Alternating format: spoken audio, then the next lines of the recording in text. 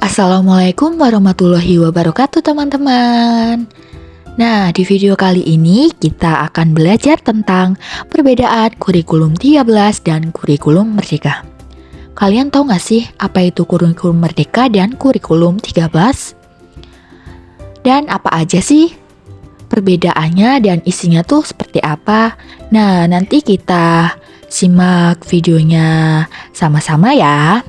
Sebelumnya, izin perkenalkan diri, nama saya Fatimah Febriani dengan nomor NPM 20 21464050038 dari kelas 5A Prodi Pendidikan Guru Sekolah Dasar Universitas Muhammadiyah Pringsewu Lampung. Tujuan saya membuat video ini untuk memenuhi tugas UTS telah kurikulum dengan dosen pengampu Santi Hendayani, Magister Pendidikan. Pertama ada pengertian kurtilas dan kumer. Kurikulum 13 adalah kurikulum berbasis kompetensi dan karakter yang menitik beratkan penggunaan pendekatan saintifik dalam proses pembelajaran. Sedangkan kurikulum merdeka adalah kurikulum dengan pembelajaran intrakurikuler yang beragam, di mana konten akan lebih optimal agar peserta didik memiliki cukup waktu untuk mendalami konsep-konsep dan penguatan kompetensi. Selanjutnya, tujuan kurtilas dan kumer. Kalian tahu gak sih tujuan kurtilas dan kumer itu apa ya? Nah, tujuan kurikulum 13 adalah bertujuan untuk meningkatkan kualitas pendidikan dan kemampuan siswa dalam berbagai bidang. Sedangkan tujuan kurikulum merdeka adalah bertujuan untuk mengembangkan profil pelajar Pancasila.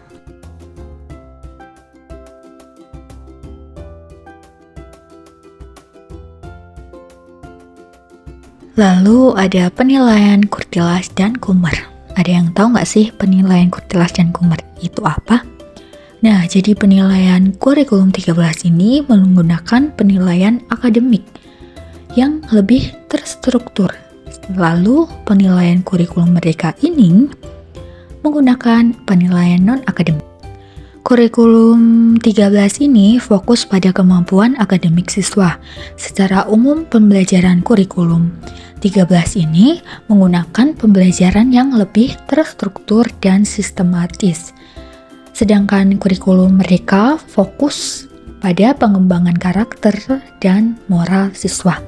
Kurikulum merdeka ini menggunakan pembelajaran yang lebih fleksibel dan adaptif.